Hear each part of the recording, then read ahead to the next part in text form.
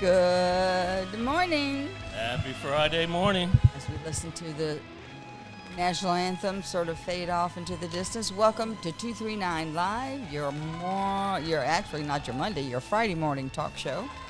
And we are delighted to be here and glad you're here with us. Absolutely. Wouldn't be anywhere else on a Friday except right here with you, Lois. Well, thank you. You're Yeah. the best liar in the whole world. No, it's absolutely true. Absolutely true. Well, we have a fun show today and lots of fun extra goodies. Yeah, we always have a good show. And I just want to say, I was telling Dee earlier that, you know, these bicycle guys ride really fast in the yellow vest. And this morning, I looked to the left, I looked to the right, didn't see anything. Then as I went to make the turn onto the road, boom, 6 bicyclists went by. Wow. And I was like, I didn't even see them. They must have seen me. I don't know how, I just don't know how they got there. So just be careful driving, and I'm telling myself that as well. And that always gets your heart going early in the morning.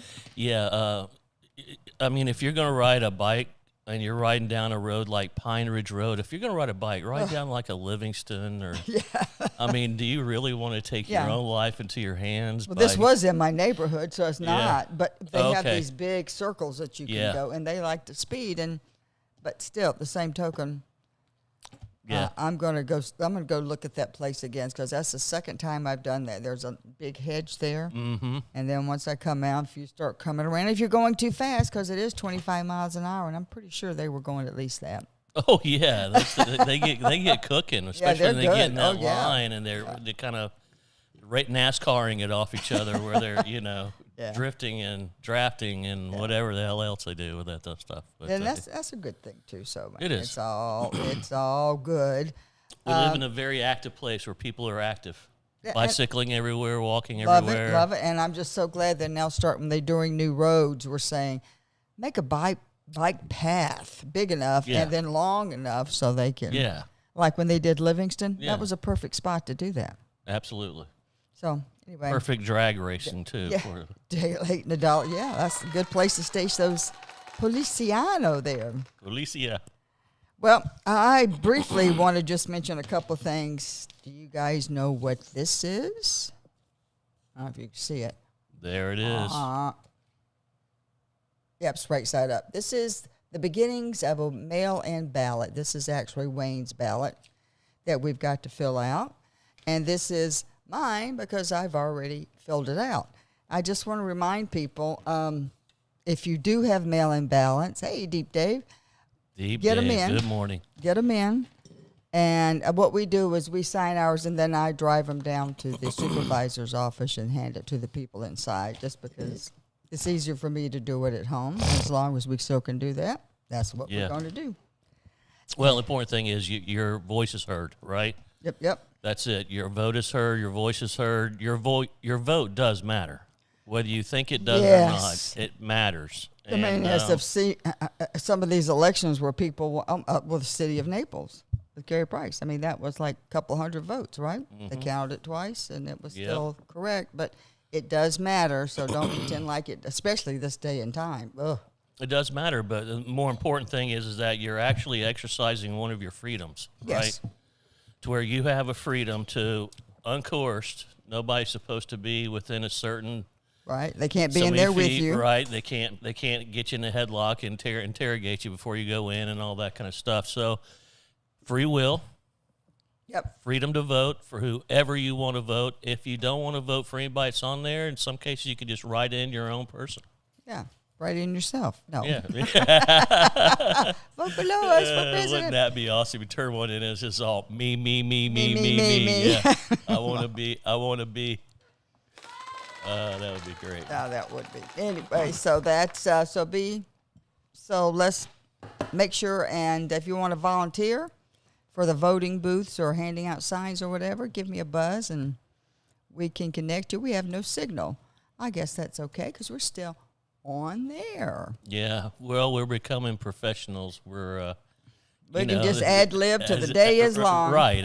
As we go through the different weeks and stuff, and little things happen here and there, and we just keep on pushing. Keep on pushing. Keep on pushing. So what have you done exciting this week since I think I saw you Tuesday last? Yeah, Tuesday. Just super busy. I mean, we're putting together some great events, and I'm getting some great traction on some great venues, and we're going to be doing great things, events with 239 Live, and nice. We're honing in on a couple of different venue spaces, and one particular, but yeah, so it's been fun. Nice. You know, I enjoy it. I enjoy that. So that's something. If you enjoy it, it's even better if you like what you're doing. Yeah, it's a cherry on the cake. You know That's what I mean? exactly right. How? It's cliche to say it, but life is too damn short to do what you hate to do. Yeah. I hate to do it, man. I just, there's times when you get compromised. You're like, oh, I'm doing a job. I got to do this job. I've got a family. I've got to make this happen. I've got to do that. I can only convince myself for so long that is the and then right you start path. to figure out a way to get out of it, whether it's save money or create something or whatever. Yeah, I'd rather just try to create something and bet on myself, and I know what kind of person I am. I know what kind of employee I am. I can know what kind of boss you are. I am, and I can discipline myself and say you're going to get up and you're going to do this many sales calls this week, and you're going to say, you're going to do this, you're going to do that. I don't need somebody telling me. Right. And I think that's the great divider, where you just get up like you're going to work every day, but you're working for yourself. Yeah. Well, yeah. I mean, man, halfway through every day, I'd be like, man, I'm grinding, but wait a minute. I'm grinding for me. Yeah. And that's a whole different, whole different. It makes the rest of the grind for the rest of the day not a problem. Yeah, exactly. Not a problem at all. Exactly. So what, do we have the ad for I wanted to bring this up a couple times today, our open house. Do we have the open house thingy? Flyer, we should. There we go. And the QR code works now. Everything is working. Everything is working. I'm really excited about this. It's going to be TMF, baby. Too much fun. Yes, I like that. Yeah, I mean, it's like I said on Tuesday, just when I popped in, but it's time that we showcase what we're doing here at 239 Studios. And, man, we've got some beautiful studios. The use that you can get out of the studio. Now, listen, you can have amazing. You can have a full-on band in here. And you did. And I did. And it's still, so from really just private parties even, actually, doing stuff. But, so we're looking forward to showcasing it. CJ, Sugar Shack Sessions, and music's powered by them. Very nice. So that's I love cool. that Sugar Shack session. Yeah. I mean, they just had a ribbon cutting, didn't they? Well, I think the city of Bonita donated a statue. A guitar statue in front of their... how cute. Yeah, I didn't see that. I just saw that Adam Botana. Was it Adam Botana that cut the ribbon? Yes, I think so, Okay, yeah. all right. But, Bonita, that area right there... Hopping and popping to the Crocodile Rock. It's just getting started. I mean, I go back to Fifth Avenue when I just opened up with Phil, McCabe's Irish Pub. Oh, really? I didn't know you were there. Oh, yeah. We opened up the Inn on Fifth together, the Irish Pub together, then the steakhouse together. Yeah, but it reminds me of that because the theater wasn't there yet. That was still a road when we started working on that. They eventually started building that. But all you had on there, Zoe's had just opened up. You remember Zoe's across the street. Hernandez, I think it was his daughter's name. But so you had Bistro 821, Zoe's, and us. Yeah. And that was it. That was it. And man... I remember just thinking to myself, this is just the beginning. Fifth Avenue is going to... What year was that? God, okay, that had to be 6? Yeah, somewhere 95, in that. 96. Yeah, 97 maybe. But, so that far back. But that was a fun place. But, I mean, Fifth Avenue, it's gone through, it's like South Beach. South Beach in the 80s is not South Beach of today. No. I used to tell people all the time, man, it was a bunch of people, older people sitting around in dilapidated condos playing dominoes, and, that was it. And it sure wasn't Ocean Drive and come down to Sin City thing, you know what I mean? But man, I mean, you look at what's going on in Bonita on Old 41 right there, and they're upgrading their park, Lois. I mean, that whole band shell's been upgraded. That park's being upgraded. Bert's going in there, which I want to have. Who's going in there? So it's called Bert. I don't know what that's an acronym for, but it's that where the railroad tracks are. Oh, yeah. Right. So it's going to be, and it's connecting all the way down to, I think, maybe Base. I'm not sure how far into Collier County it goes, but then it goes all the way up to North Fort Myers. And that's the walking, biking path thing, right? Biking, and it's called Burt Biking. We'll look it up. Yeah, as you go through the Bonita area, they're going to have like little places that are built that you can have your artists and stuff. They can be on for like 30 days and have a little time there. So it's pretty cool. So when you go through there, you'll have stuff to look at and art to look at. Sorry, she was asking me if my phone was turned on. Yeah, I was hearing something else. I was hearing something. Is it gone now? It's not me. Yeah. Well, then guess who it was? I had a little bit low. That was me. We're narrowing it down. Yeah, well, that is, I love that little area. And the little historic home that's right there next to, I mean, you can't really get anything better than that. Yeah. You just. Well, they're building. They keep building. Visit the historic home and then go to Sugar Shack. It's going to end up to being just like a Duval Street or something, where it's just one after another after another after another after another place to go.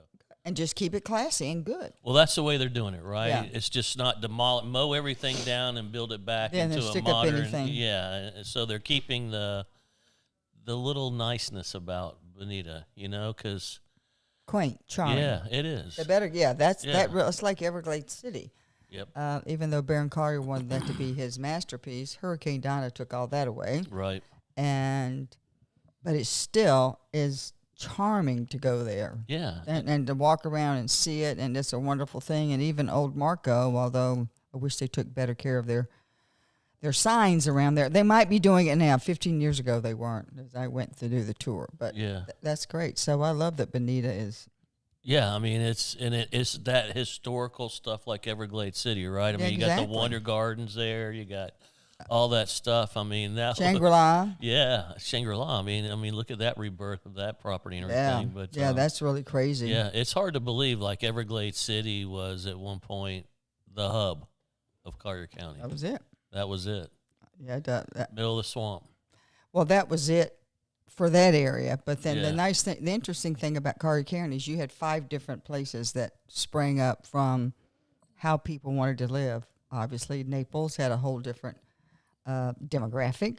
And then when you hit Marco, that was the W.T. Collier family, not Baron Collier family. Right. I guess that confused. And then, of course, you've got Everglades City, Chokoloskee, entirely different. And then you have the Immokalee area. And so that's what I used to tell people. Naples, Collier County is as diversified as any community in the country, the world. And they're like, oh, it's just a lot of rich people. No, it's not. There's a whole lot of other people here and different history and different stuff. So there is the different. And at one point, the only way to get into Naples was by the pier, by boat. That was it. You couldn't drive into it. Here, unless you want to go the long way around and come up back through. Who wants to do that? Yeah. That would be, back in the day, that was a 3-day trip. Isn't that crazy? It is in 1950 crazy. When they got the first road built. Yeah. I think it was to Bonita. We went to Fort Myers. It took a half a day to travel that. Have you ever been on the oldest road in the United States? Basically, it's just outside of St. Augustine. What's it called? It was connecting. I think it's the original US 1 or whatever. I can't remember what Maine, but it's all brick and stuff, and it comes from St. Augustine, the oldest settlement in the country. Yes, it is, and it just kind of went up to Georgia, kind of in a way where the trade route kind of was, but it's still there. You can see it. I don't know. You can actually travel it, but it's there. There's parts of it I think you can travel. I need to look it up because it is pretty cool. It is pretty cool, and to see the road and how they built them and how they were arched for the rain and that it's still there. First off, you know what I mean? It's still there. That's the biggie. That's amazing. Applause. But yeah. And this little tour of history was brought to you by the 239 Live Open House, talking about Sugar Shack session. Yeah. Bringing it back full circle. So mark your calendars, August the 7th 7th, 6 to 9. Yep, 6 to 9. It'll be on Facebook events, Instagram, so forth. And sign up or just stop in and say, hey. You don't have to stay for the whole time. You can stop in and say, hey, grab a beer, grab a water. Right. We're going to have refreshments, some live art, different things going on. You're going to be able to really take a look at the studio and see what we have going on with it. Yeah. Where we do our show right here, you'll see this part of the studio. This part, right. The live part. Nice and fire in the background. Absolutely. And you'll see everything that we have in the back to offer as well. So it's cool. If you never come into a studio that's, at this point, nice. Nice, yeah. It's been a great pretty overhaul. Cool. So when you come in, it's wow, I didn't know this was here. I know. It does make you stop. Let's get, we have a couple of wonderful guests coming, but let's talk about what our days are. Let's get into it. My My internet was not working this morning and causing me to say choice words. But today, I could have had that this morning, was National Tequila Day. There's a day I can firmly get behind, Lois. You can? Yeah, absolutely can. That's my fire water. Some of my best and worst stories start with, we stopped and got this great bottle of tequila. Oh, God. And then, yeah, stopped and got this, yeah. And then the story either goes great or it goes bad, right? Fire water completely. That's what I used to say about my... My dad was the most wonderful man in the world, but when he hit that fire water, his mother was Choctaw. Yeah. So it just was not a good thing. So do you like tequila? Have you? I like it just straight, Just straight, me too. I don't really drink it. When I do drink it, maybe once a year. Yeah. Maybe. Yeah, I mean, a good tequila. I mean, agave, the plant, you want to have a blue agave and stuff, but those plants take 10 years to mature. Yeah. Minimum. And then I planted 4 in my backyard, so I can't wait till they get big. Yeah. It's like, have you ever grown pineapple? Yes. You put a pineapple in this, you're like, all right, well, a year later. Yeah, you might have a little thing there. Yeah. But you can force the bloom and the grow of the fruit, but it's going to take you a year. Yeah, at least. To get those. That's why you got to stagger them and have a bunch of different ones growing. Of different at one time. Yeah. So what's the other next day? National Drive-Through Day. Interesting. Well, one of our guests is a chef, so she's probably not going to like this too much. So indulge your healthy cravings and skip the standing around in line by hitting your favorite fast food drive-through on National Drive-Through Day. So we'll have to figure out. For one day of the year, National Drive-Through Day encourages folks to live on the wild side. Oh, yeah, Mickey D's is wild. We are pushing it now. Forget about bullying, buying local source produce and organic vegetables and getting those 5 a day. Honestly, sometimes there just isn't time for energy to cook. Nutrition from scratch. And on National Drive-Through Day, it's a great time to take a shortcut without feeling guilty. But you can find good food. Well, in today's climate, you can find better food. Better food. Yeah, it's still drive-through. Okay, a lot of food, it not good. Yeah, I mean, a lot of it, if you had to reheat it, is probably not the greatest for you, right? Okay, all right. Not the freshest, not that stuff like that. But what year? Do we know what year the first drive-through opened and who did it? Well, it had to be 60s, 70s. Now I'm wondering when that transition happened in the Mickey food D's industry. are Hardee's. That was the first one I remember drive through. But they had a lot of little dives where you could pull up and order your food, and they'd bring your food out on a tray and put it by your car. Yeah, by your car. That was in the 50s. Like the Sonics and the what do you call those? The drive-in? No, whatever. Yeah. I don't know. Drive-in, drive-through. Well, it's not a drive-through. Drive-through is where you stay in your car. And you're gone, right? Right, boom, right. Boom. No customer services. Nobody bringing you anything. You're paying. You're gone through the window. Cherry Coke. Yeah. that was a big thing to have when you went through. Okay, so I don't have any notes of when the first one was. No history of when it was. No. Yeah.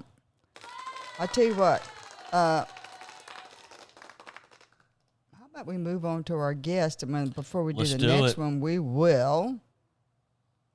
We got National Cousins Day, National Bad Joke Day. We'll get back to them later. But we chatted so much about history. Let's get on to our first guest. Looking forward to it. Yes. Yeah, Asian absolutely. Professional Women's Society. Well, we are so thrilled to have you with us, not only because you're a chef, but because you're so beautiful and because of the work you've done. Oh, thank you very much. I was reading through all your paperwork and so forth, and I love this. You gather with intention and heritage stays visible. You had about 6 different things. But those were the things. So tell us a little bit. Is Marivic, do you go by Vic or? Well, Marivic is actually a Maria Victoria, but they call me Avi here, so call me Avi. Avi, AVA? Yes. Okay, we got Nice. it. AVA, okay. Yes. We'll do that. And I got one of my co-founder here is Nice. Ivy. Hi, Miss Ivy. Ivy. Nice to meet you. Nice to meet you as well. Ivy, Yeah. okay. Avi and Ivy. Avi and Ivy. Yes. Oh my God, Avi, Ivy, Evie. You need an Evie. That's so close. That's so cute. So tell us, when did you start this? I didn't see the actual date in there when you started it and why. I kind of got the intention behind it. So you started last year, and of course, with all those networking going on here in Naples or Southwest Florida. So I came here 4 years ago, almost 4 years ago, all the way from France. Then I started being involved with the communities and going to the all networking. Then looking at those communities, I thought like, why should we not create something where we have Asian Women's Society in different professions, in different industries? And I go like, there's something that we could do or done. And not only about, going out and do the networking. And I thought something more profound. And I kind of like, have to find some individuals who's actually in businesses or in different professions, either in hospitality, healthcare, and all that. So I came up with the idea, and I was looking at those individuals who had that kind of personality. And I go like, okay, let's do something. So I started meeting up with all those Asian women professionals. And I go like, you know what? Why don't we do something like maybe helping the community? Maybe we can share our own shared culture throughout the community and help the other charities as well. So we're like, doing all these interactions and brainstorming until we managed to come with the group. And we created a group. We instantly clicked together. Those are the group across from different Asian countries. Like we have Korea. I'm from the Philippines originally, but all American. We have Thai.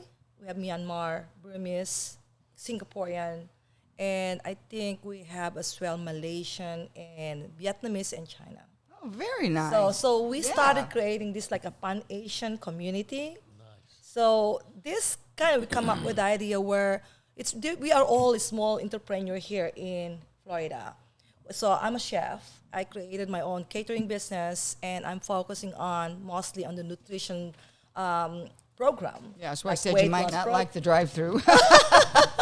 So I'm just so careful about, of course, my.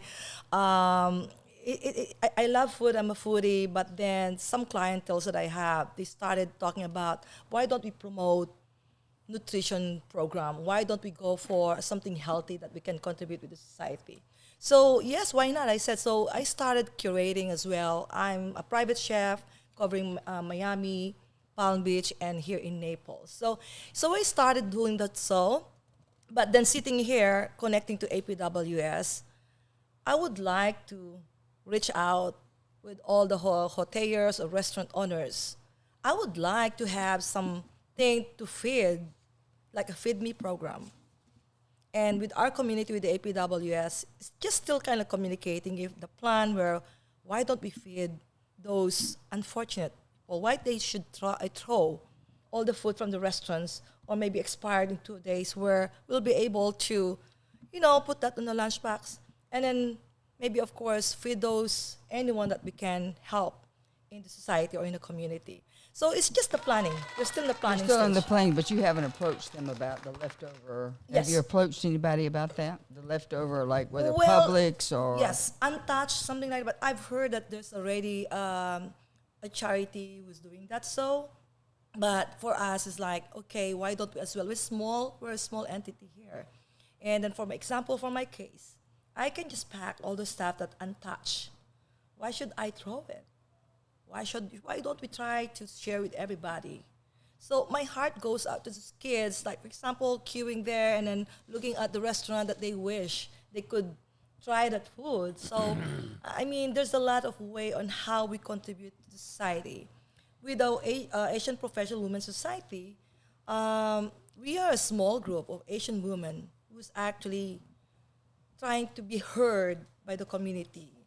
Now, is that community of Asian women that you're creating, is that Southwest Florida specific, or is it South Florida specific? Like, is Miami Broward, Dade Broward, are they into Southwest Florida specific. Southwest Florida specific. Yes, so it's local women.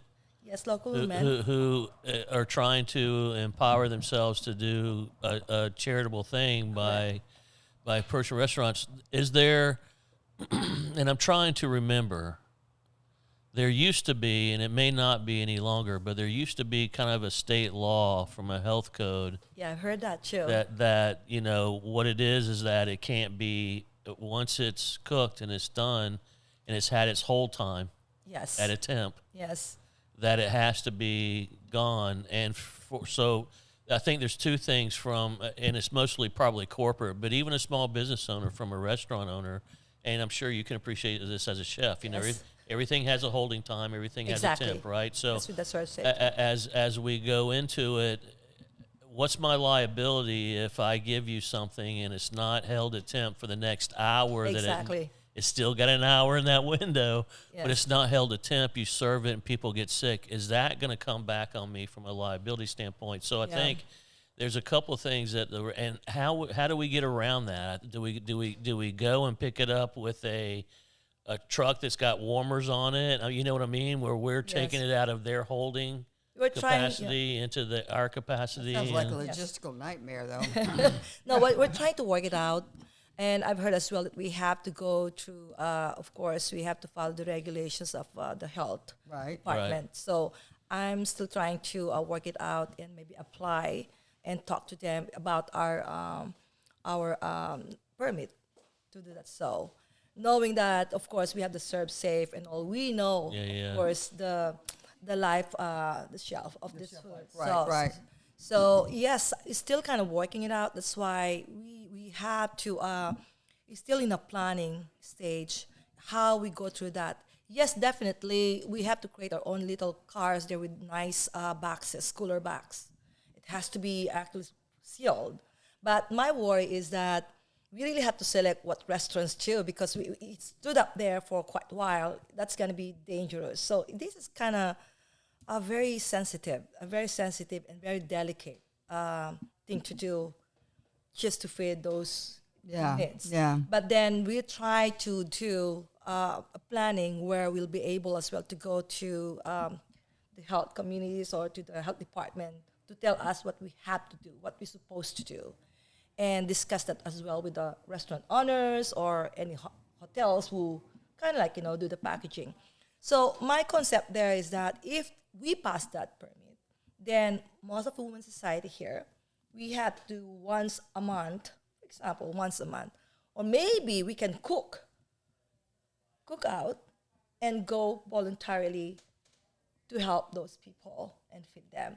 Apart from Feed Me program and all that, the APWS, we are actually a women's society where we are helping each other, the small entrepreneur here in Florida. So the heart of this APW is to connect, to support each other. This is small entrepreneur. And we have to help those small businesses in need. So we are here, sitting down here, and then wanted to be recognized. This is not a non-profit organization. We would like as well to be involved in a charity program, helping the communities and all. So I think Ivy as well, I would like to have Ivy to explain a little bit more about APWS, if it's Ivy. Okay, Miss Ivy. Hi. Please. So yes, back to the reason why we're focused on Southwest Florida is because we have monthly gathering. So I mean, so sure, if you you live in Miami, but if you can make it to gatherings, because we do value community. We do have. Speaking to the microphone, yeah, okay. You don't have to look at us, but you can, okay. You can turn the microphone too. Yes. So yes, we do have a monthly gathering. We do value actual like mentorship, friendship.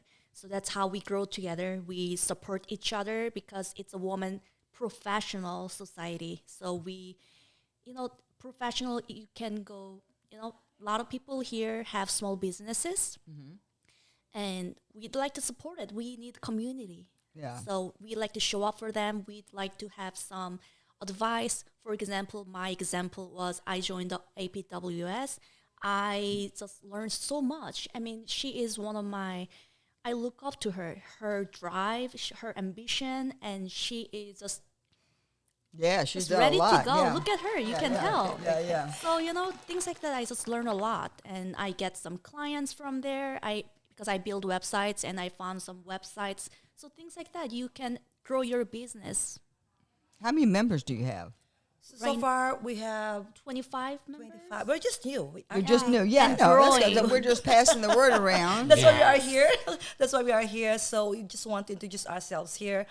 And we're not just a networking here. We are here as well to open the doors for us for the collaboration in any opportunities. So we're going to be establishing our own events here. We're going to have events like cultural events that we would like to impart to the community. So there will be something like mentorship too. Uh-huh. We're going to have some fashion show. So we started doing that with our community, within the community, and we start to put everybody's talent to work. Put them to work to show whatever. Yes. Can anybody join? Yes. I'm not Asian, but could I join? But we have actually, this is the question of everybody, because we don't want them to think that this Asian Professional Women's Society is solidly only for Asian. Anyone who feels like they belong to that community, if they can contribute something, or they have something to say, or they have some love about Asian culture, they're so open, they can come over. And I think we believe that this is for everybody. And there's no division. Okay, that's good. That's good to know. There's no division. So because that'd be the first question, but you're so friendly, so it would. Oh, everybody has a little Oriental, some flex, something where. Oh yes. I have. It's the Happy Buddha in my front yard. Standing tall. I've had him for like 40 years. Things about to fall apart, and I just keep gluing him back together. Keep gluing him back together. Nice. We just want as well to. Not to educate everybody here, but being Asian, it's just tough because we are the minority. We're very quiet, but we are very powerful. We would like to be heard, and believe it or not, we have some members here who is actually in healthcare. They are in the CPA. They are working in hospitality and insurance, real estate brokers. We have digital owners marketing here, so. There's a lot. Yeah, I was looking. So we have doctors and nurses here. So that's what we're trying to build up, a community where in one group, at the same time, we're trying to help each other, not only community of Asian, but whoever would like any charity that may be involving our own assistance, we are there. So we would like to make this community profound. Not only, of course, we love partying, we love to go out, we love to be seen, but then we would like to do more. Yeah, I understand. How do I ask this question? A lot of people, you're from the Philippines and you're Korean. Yes. Okay. I kind of could have guessed that, and I knew that about you from reading.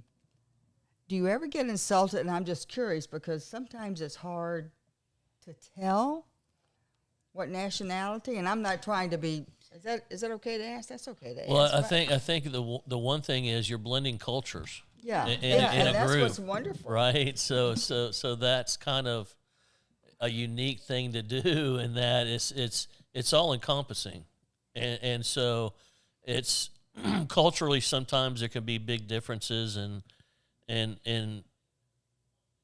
just daily life as well as meanings of certain things. So culturally, I think, is where sometimes the challenge maybe come in, but I think what overrides that, what I'm hearing is you're creating a group that is empowering each other and being an entrepreneur and stuff with it. So the fact that you can, it's interesting to me that because the in Collier County we have a lot of blessings, but the small entrepreneur is a backbone of anywhere that we go. And when these groups pop up like yours, and you're able to help a minority group within that empower themselves, because now you have not just one person working towards something. Wait a minute, there's 25, 26 kind of on the same page, starting to work towards something in the community and creating these beautiful programs where you're trying to feed people and doing things like that. Because I've learned one thing on the show, man, the charity in Collier County, no matter where it comes from, is all over the place. But I think we'll also get the cultural differences in your group. How does that, is it benefit? Does it benefit? Does it? Yes, and yes, we're minority, but like just small number in Collier County, 1.5, like around that number is only Asian. Really? So yes, and then we have 25 members. It's already really good number, and we just started it, and we're eyeing for at least by the end of the year, if we'll be able to come up with 50 to 60. Still a good number. So that's a good manageable number, and not getting still. And it's still good, because I think it's not about saying it we control, but it's saying that we can be focused on what idea that we can impart to each other, what work that we can be done to each other. Although it's just so funny because we speak English, but with, of course, some American already. But then you know what, we completely understand each other, and then we're like. Just like, you know, like a magnet. So we came from a different culture, different background, but yet we have the same vision. We have the same goal.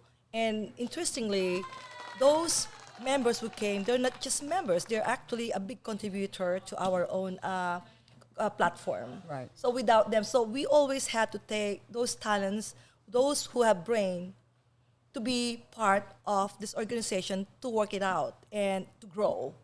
So yes, you know what, the benefits beneficial for everybody, because this is cultural exchange too.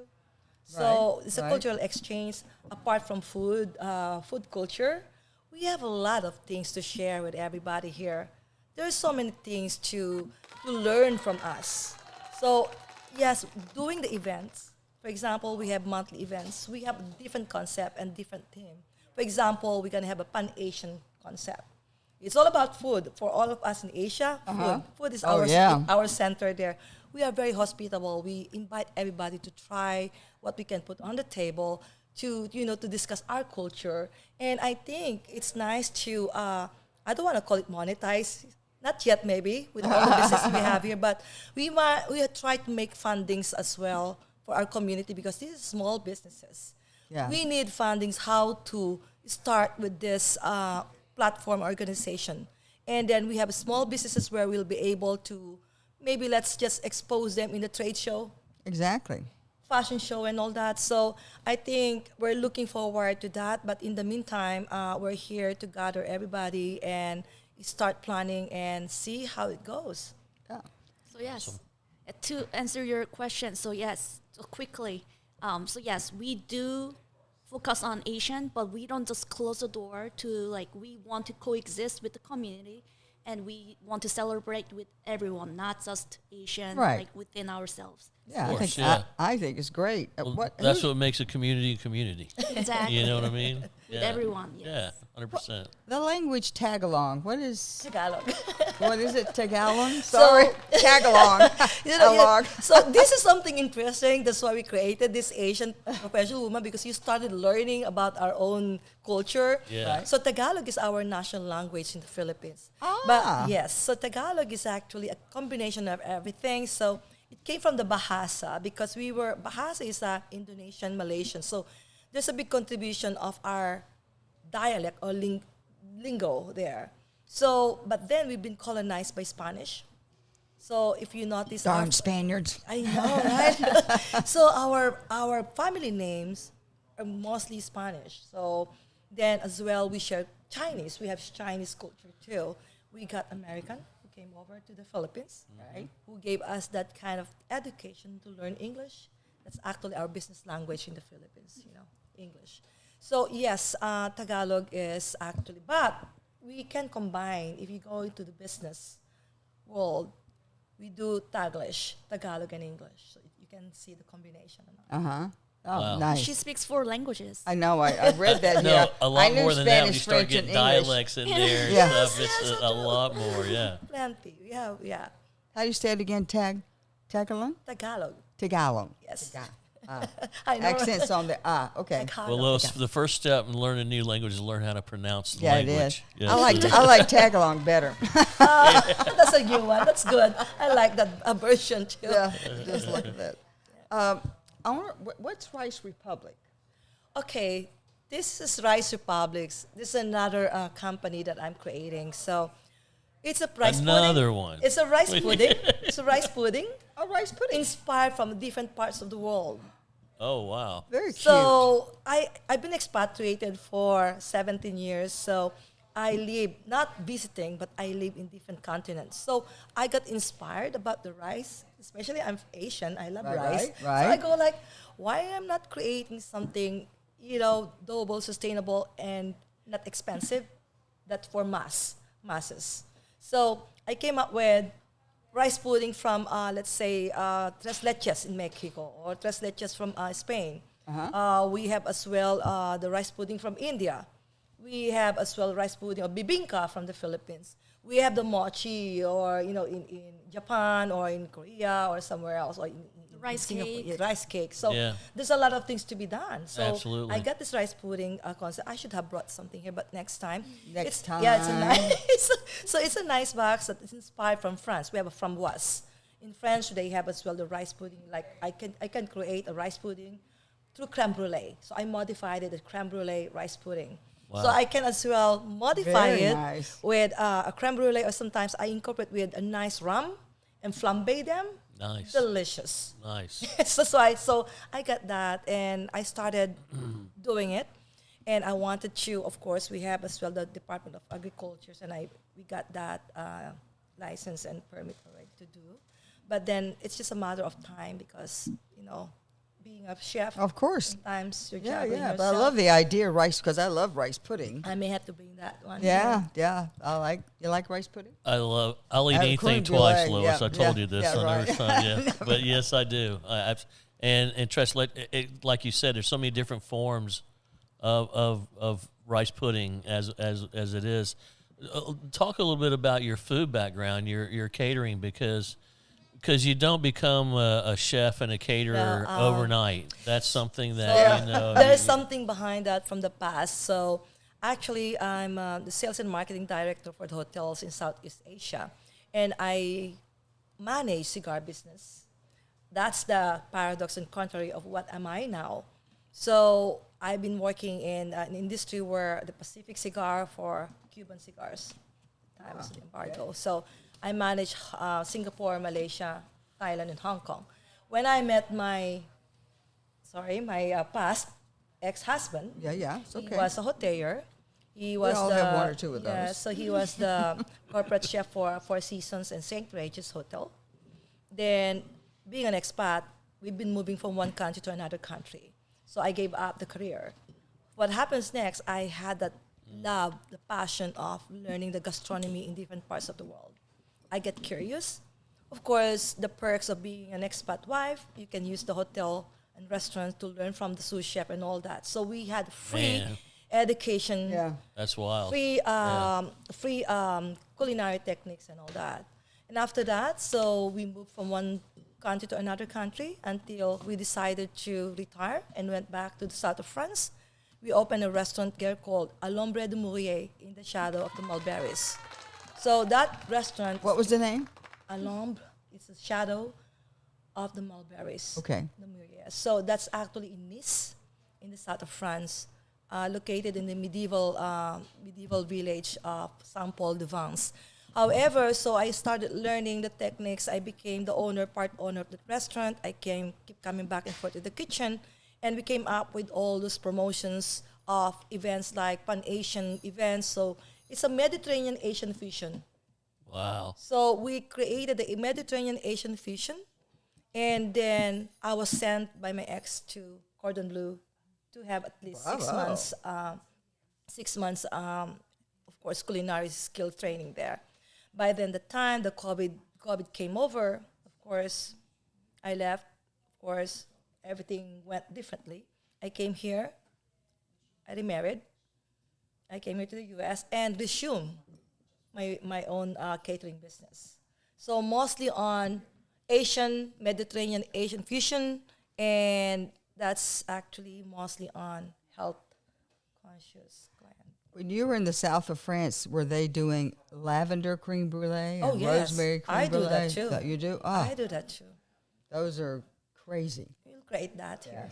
Yes. It's beautiful. I have no idea. I don't remember any of the names, but I just remember That's pretty spectacular. You wouldn't think rosemary would be good in creme brulee, but it is. Yes, I Yeah, would. Yes, you good. would. Yeah. They- Lavender too. You're just like, Infuse them first. yeah. It's really. So how have you found the food scene in Southwest Florida? You know, believe it or not, it's very interesting because Southwest Florida, there's so many restaurants going on now. Unbelievable. And it's so diverse. Of course, saturated already. But then, you know, now I could see that we have Asian. There's, of course, blackbirds. Yeah, We yeah. have Le Colonial. Oh yeah, blackbirds. Yeah, I have so- not been there yet. You have to try it. So, I know. And then we have as well Peruvian. We have Right. Mediterranean. We have the Greek. And Caribbean. it became very international, right? Yeah. So the gastronomy, the food culture here in Southwest Florida going big. So people here are becoming adventurous. Yes. of trying Very, something. yeah. Yes. So I think I'm glad to see that.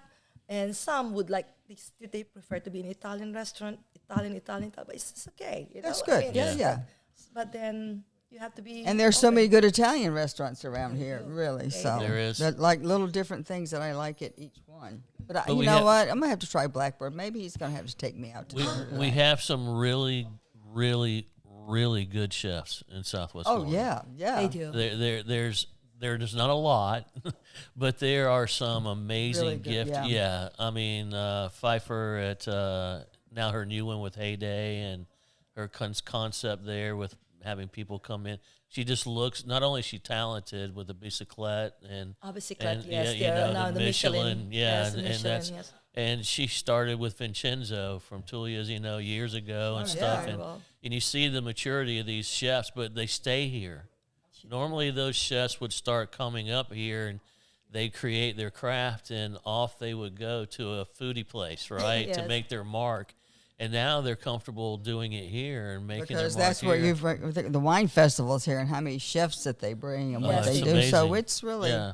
So there are some I mean, to get out into our Southwest Florida area region, there's some amazing chefs doing amazing things. And the thing that I love about a true chef is it's not the same every time you go. Exactly. There's Yeah. not some corporate chef that put together this menu that is now delivered, already portioned out, freeze dried, just reheat it and serve it kind of thing. They're pulling from all the local farmers. They're pulling from Exactly. all the local ranchers. They're pulling from and sourcing as much as possible from our waters and all that. And Exactly. it's, that's where their magic happens, the freshness of it, number one. But then their talent. But so I was just curious to see how you thought about, the Southwest Florida food scene Well, and it's just amazing. I'm a foodie person, but I'm actually easy to please. People they don't know this. Chef actually they don't go to a high end restaurant. We rather go to a place where local yokels. Yeah, the local something. one and just like a street food and all that. We like to try things, but I mean, don't get me wrong. But then that's how you explore your palate. That's how you learn on how to incorporate your idea and to put them all together as one menu, as one recipe. well said, Chef. Yeah. Exactly right. Exactly. Yes. Yep. But the Chef and B, I'm more focused on the platform where meal prep, more into meal prep and more onto private catering, a private chef, and customizing as well. the menus that they have there, Yeah. according to their diet preferences. And restrictions and all that. Talking about my APWS here as well, it's good for us to talk about this. But then one thing is we may have to start doing the event related to maybe food for a while. So I hope you guys are going to be there as well. Well, we will. You just have to keep us apprised of everything. Oh, yeah, we'll be there for sure. Speaking of, how does our audience get in touch with you and the group? Yes, they do. So we have a website. It's APWS-S. The -S represent the Southwest Florida. Right. .org. So you So can say that check again. it out. APWS, Asian Professional Women's Society. So APWS-S.org. Yeah, I was on it You can this check morning. it out It's on the nice. website, and then you can apply on the member or contact. Everything is there. Okay. Yes, and we have a social media as well. It's still small, but That's yeah, all let me right. just start. That's okay. Hey, but you're doing. Listen. Yeah. Great things are going to be coming. I'm Thank sure. you. I'm sure. And we hope you'll come to our open house on April. August. I'm rushing right through the year. August the 7th. All right. Yeah, There's a open flyer house. back there. I think Bill knows about it. So Yes, I Yes. think he actually mentioned about that. So yeah, I may have to talk to us on that side later. yeah. She's married to Bill. Keating. Yeah, Bill who? he was.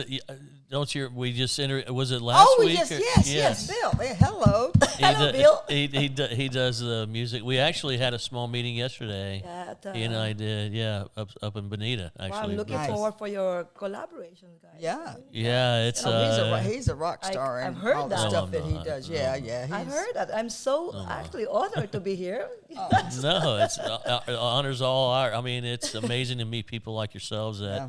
And I love meeting people that create something from absolutely nothing. It comes right out of the dirt like a freaking, Exactly. bam. And then to watch them nurture it and nurture it and stuff like that. So when you have creators in front of you, and as a chef, you're constantly creating, you're constantly rethinking out of the box Exactly. and stuff. So that's what's kept me in hospitality for 38 years, because it's the creativity part of it. It's reinventing yourself every single time you think about anything you're going to do. Yes. And it's very hard to find professions where you can do that. And if you're good at it and you're good at your numbers, Definitely. That's the number. Definitely. That's number You gotta one. be good at your numbers. We need to go for that numbers. You know, Yeah. that's Yeah. the bottom line of the whole it thing. is. I mean, the food business can eat you alive if you don't know yeah. it. If you Yes, don't manage. yes, yes. But if you do know it, it's such a creative space to stay in and be in. And the reward is instant.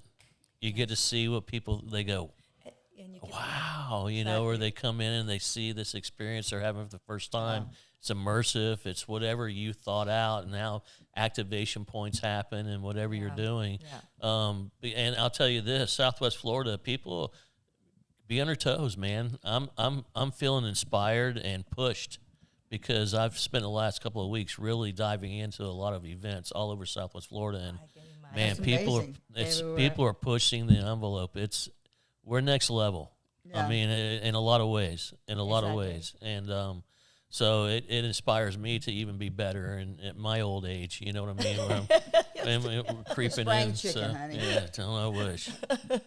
Didn't feel springy this morning, Yeah, Lois. no, just one of those days. It's been a long week, honey. It's Yeah. been a long It week. has. Well, ladies, it's been a pleasure having thank you so much for having And us. Very nice meeting keep us you both, apprised yeah. of what you're doing. Stay. I think I friended you this morning or followed you this morning on Thank Facebook. you very much, So, yeah. So we're looking forward as well for the next. Hopefully, the APWS have a little exposure, and we may have to. There you go. Well, yeah. Well, you see it up Yeah. there, and you pass it around to all. I saw that you promoted people to say, "What tune in?" Right? Didn't Yes, you do yes, that? I did. You're so smart. I love when people do that. Okay, thank you so All much. right. Thank you so much. Thank you guys. Thank you so much. Very nice to meet you both. Nice to Yeah, meet you. wonderful. Thank you. to meet And tell Bill hello again. Hello. Yeah. Thank you. Awesome. Thank you very much. Oops, sorry. No, no, There you no, go. you're all good. Lovely. I just wanted Thank to you. Oops, sorry. Sometimes sitting on that chair, you get stuck. It's so dang. Uh-oh. Yeah. Uh-oh. Oh, sorry. Well, this was like an obstacle course. There we go. You look fabulous. Yeah. We are Yeah, live. we are live. Yeah. You can't walk. We're live. 100%. You'll get him later. Yeah. Perfect. You can Thank take his you. picture on TV. Yeah. That's cute. Um, darling ladies. man, Southwest Florida, we're so diverse. You know what I mean? the one thing that this show has done for me, and I say it over and over and over and over again, it's dead. I'm beating a dead thing, but I had no idea that all the different groups, all the different people. Yeah. When you start going around looking, it's crazy. It's crazy. It's crazy, and it's great. That's what I'm getting at. It's like where you're like, holy cow, man. I mean. that cow sounded like you feel today. Yeah. It's a little under the weather. Under the weather. Hey, Michelle, we're going to need your phone so we can get that program. We have a candidate calling in, and Dee's going to program it. I wanted to get her phone up here so we would be set and ready. Doing the whole, but we shout out to Dee. I think our producer. Oh yeah, she's over there. I didn't even introduce you this morning. Well, where's my head? She's way over in the corner over here. She's always in the corner. We feed her, twice a week. Give her enough water. Just yeah. Gave her sweet tarts this morning. That'll keep her going. Yeah, I didn't know she was a sweet tart fan. We're gonna wait probably to about 11:15. Is that okay? She's going to call at 11:05. So we're going to wait till 11:05, and we're so then we've got 8 minutes. So we'll do the some announcements, and then we'll talk to her, and then we'll bring the last guest on. Great, perfect. There's her phone. There you go.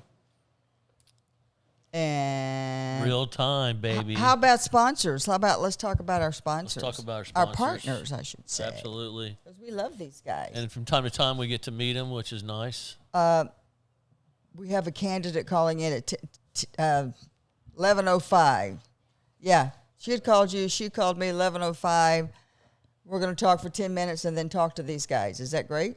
You good with that? You okay? All right. Then we're going to do the sponsors, partners. Hello. Partner sponsors. Obviously, they're both. T3 Line Production. Yeah.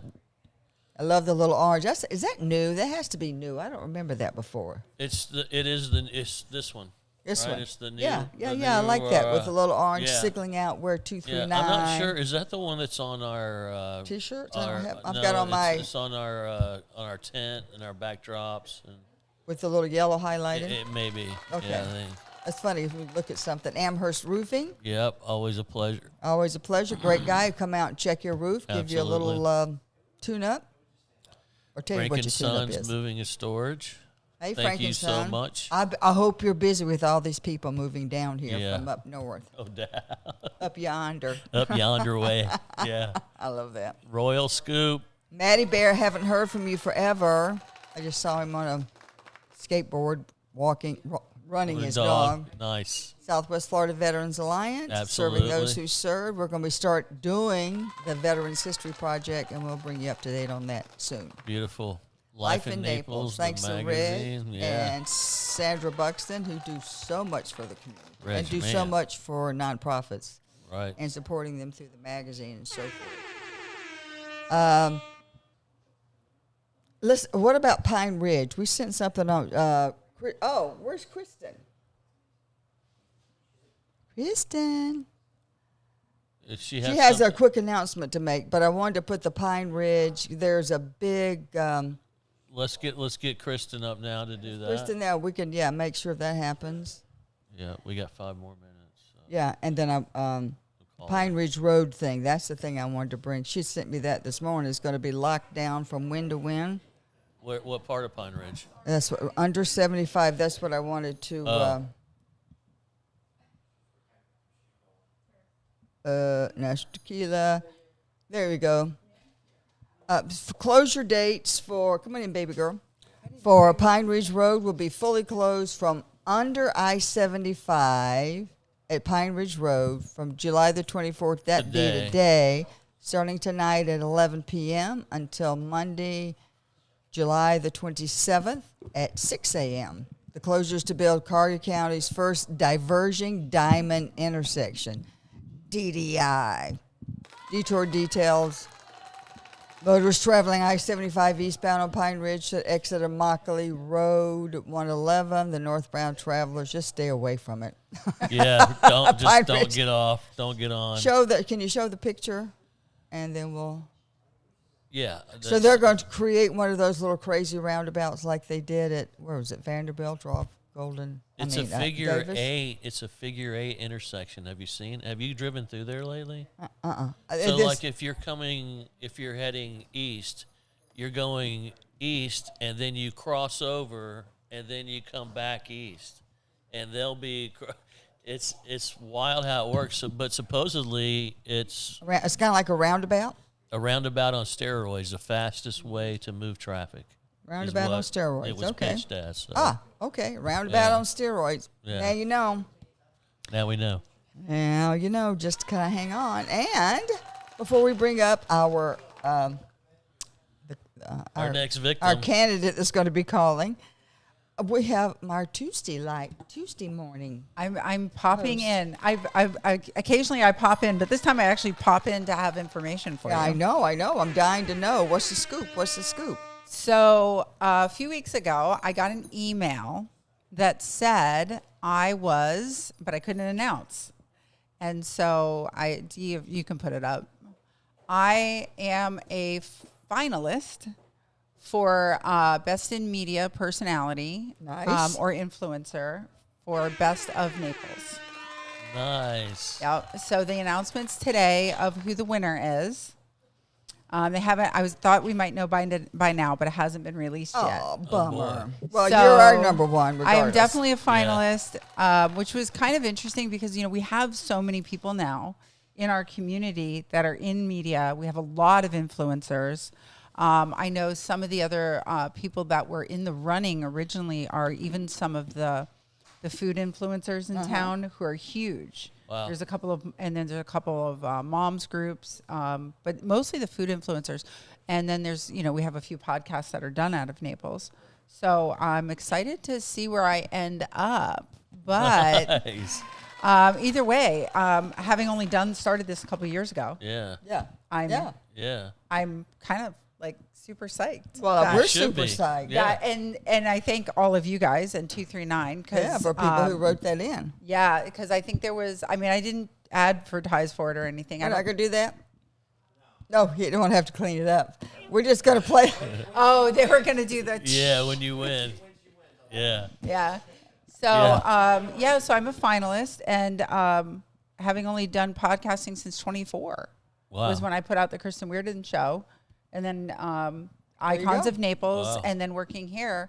I think all that came together It came together very nicely, honey. Yeah. So congratulations, regardless of where you end up. That can now be on your credentials. I think does that make me official or something? That sure it makes does. you. Now we're sitting next to a bona fide star, Lois. Oh gosh. We gotta.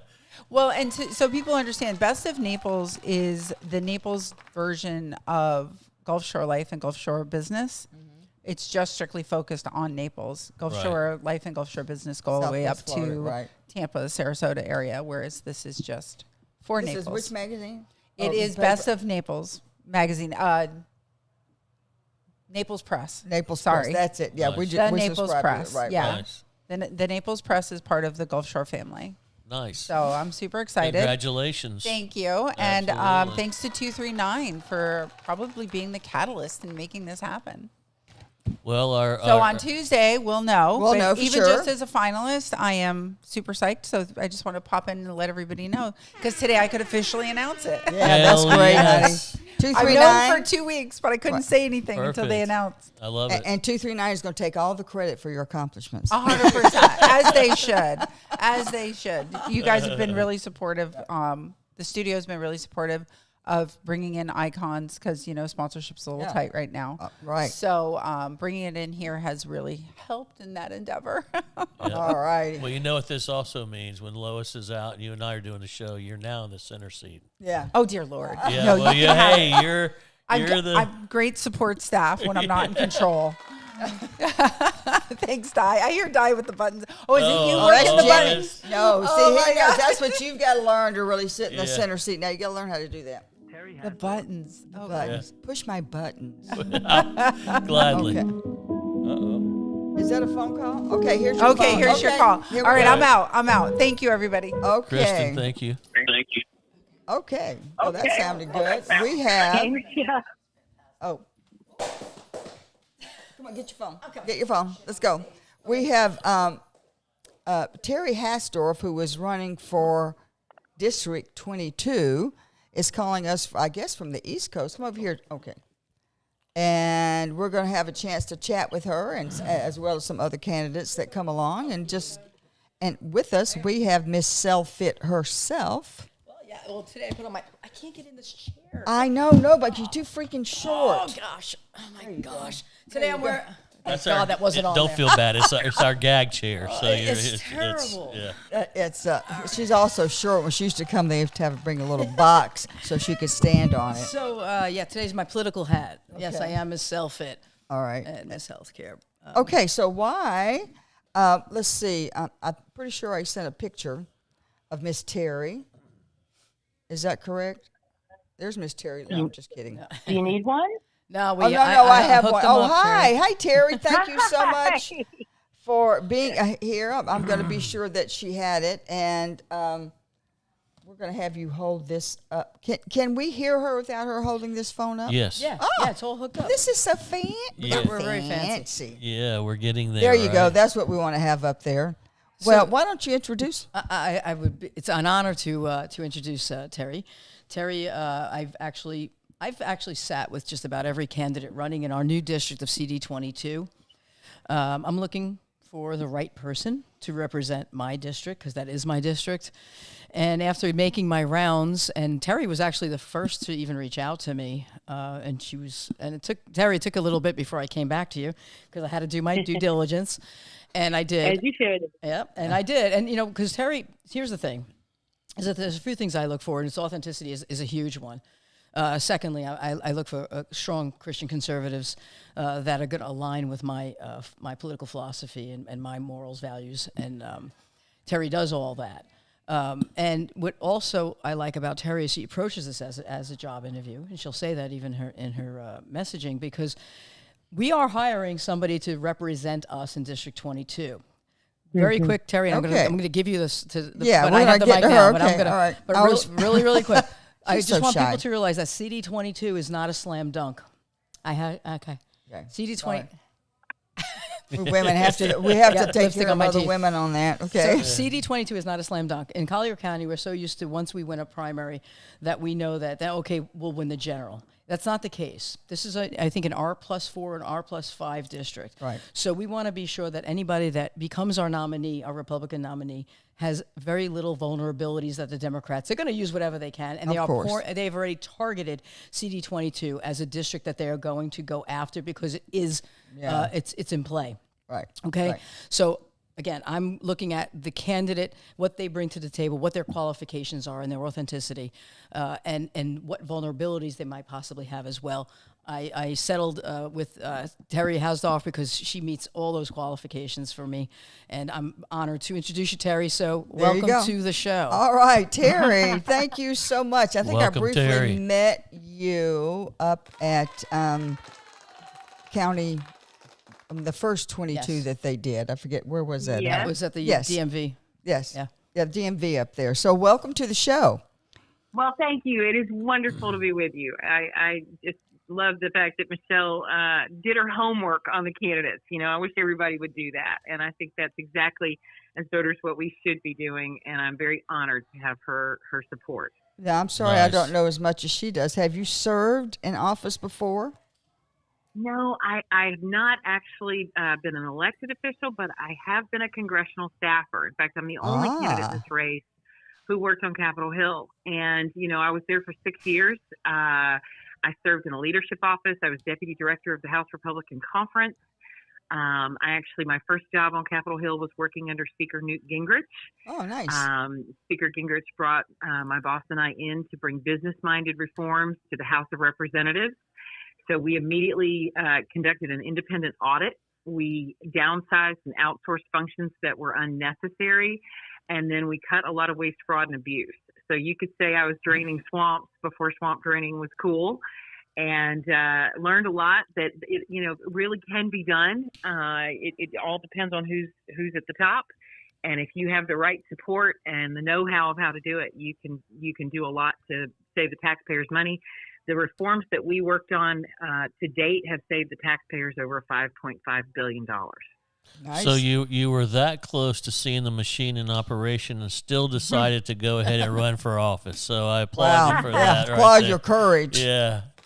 Well, I just can't sit on the sidelines any longer. I tell you, we are really at a point in our country's history where it's a critical decision point. We've never been so close to embracing socialism, and that's a cancer that just cannot be allowed to take hold in this country. People ask me, what is your why? And for me, it started when I was very young. I actually was asked by the People to People program, which was something that was created years ago to be basically a student exchange program. Yeah, I remember that. I was one of 40 student leaders to travel to the Soviet Union on an exchange program that lasted for 3 weeks. We went to 7 different cities. I saw firsthand what communism and socialism looks like. And the poverty and the hopelessness and the absolute oppression that I saw there firsthand, it was horrifying. And when my plane touched down 3 weeks later at John F. Kennedy Airport, I got down on my hands and knees and kissed the ground. I was so grateful to be an American.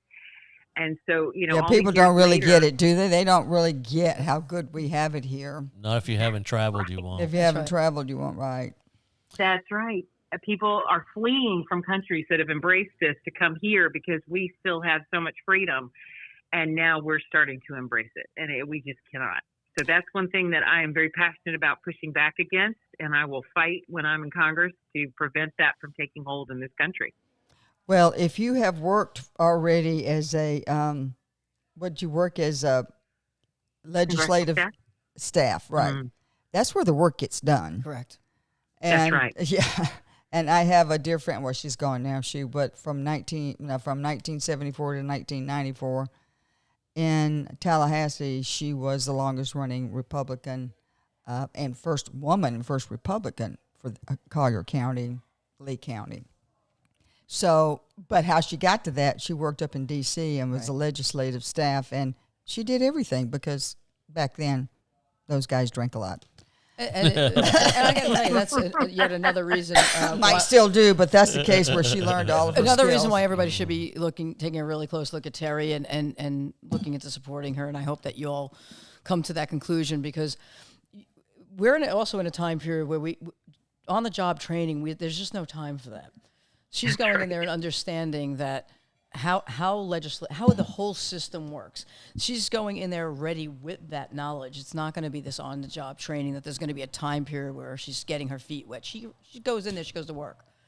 So I do think these are things that people need to look at again when you interview a candidate or research a candidate. What is their background? What do they bring to the table? And how does it fit this moment in time? Okay. There are certain candidates that fit better during certain times. Right.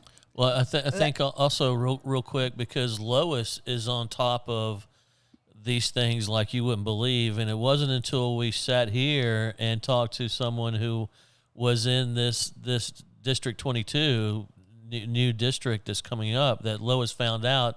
Wait a minute! Oh, that was Montez for the thing. Yeah. I'm in this district, so it's been interesting to see how this, number one, how the district is drawn up. Where what it encompasses, number one, and number two, what's behind that? I mean, what is it where is there just not enough knowledge given out? Is it something where I'm not saying there's nefarious stuff going on, but sometimes you got to look at it and say, wait a minute, why is this happening this way, and why is the right information not getting out? Because if Lois doesn't know, trust me, the normal guy or girl that's going in to cast their vote is going to go in and go, wait a minute. Well, Jim, this is, again, another unique situation with CD22. First of all, we had very little time before this congressional district was born. So now you have a congressional district that's one of the largest, if not the largest, east of the Mississippi. Right. And so now we have very little time to get to know these candidates. Right, 100%. And it's a huge area, landmass. It is. With diversity galore from the West Coast to the East Coast. So it's a very, very unique situation. Yeah. So you're right. And, Michelle, you were saying earlier about the R+, it is an R+4. Okay. The DCCC has been targeting this race anything below, according to the Cook's report, which is the one who does the ranking system, anything below an R+9 can be flipped back. Yeah. And so, people who are kind of sitting back and thinking, oh gosh, we don't need to worry about this. It's a solid Republican seat. And, I don't need to worry about voting. Yes, you do, because this could be flipped back to a Democrat seat. We don't want to see that happen. If we lose the House, oh my God. this is a battleground seat. If we lose the House, we will spend the next 2 years doing nothing but impeachment votes. Right. All momentum will stop, and you will have a lot of socialist-type policies begin to take hold in this country in ways that you can't imagine. So it is not a time to sit back. We need all hands on deck. Yep. Absolutely. And I'm doing my part to beat the drums in my neighborhood to say, do you realize we're in a whole different district? I think by now, I think some paperwork has come out, but I really didn't know. Yeah. Just right past south of Radio Road. So, well, and just for the listeners who may not know, so this newly created district runs from Marco Island straight across Collier County, all the way over across Alligator Alley into Wellington. It encompasses Immokalee and Hendry. You've got the two coasts that are covered. And it is a massive agricultural district. You have a lot in between, but the voters are basically absolutely on either insane. coast. Yeah. It's absolutely insane. I mean, it's just they're not just the diversity, but the needs and the expectations from such a wide swath of land is just the people in the middle of the state are going to feel the same as the people on the coast about things, and it's going to be tough to it's just it's a complex district with a lot of it needs. is. And it's going to need somebody who can hit the ground running and be able to, know how to get their phone calls returned and know where the levers are and know what the processes are. Well, that's the machine, right? That's what you know about. How the machine works. Let's see, Friday. Dee, I'm going to send you a picture of the District 22 so we can show this before we close off, just to give people an idea how enormous this district is. So speak to that diversity within that district. How does a person come in and hear everybody, really hear them, and take what their needs are, and how do you diversify the needs? How do you plan on meeting all those needs and let them hear what you have to say right now? Sure, Jim. Well, first and foremost, constituent services is something that is so critical. I know a lot of people have felt like they were, ignored or forgotten in this district in the past. I've heard that from a lot of residents in different places. And having worked on Capitol Hill and knowing what best practice constituent relations type practice, looks like, that's something that I am committed to making sure of, that this office will have the best trained caseworkers, district staff, and that it will be put in ways that make sure that everybody feels like they have a voice and they are being heard.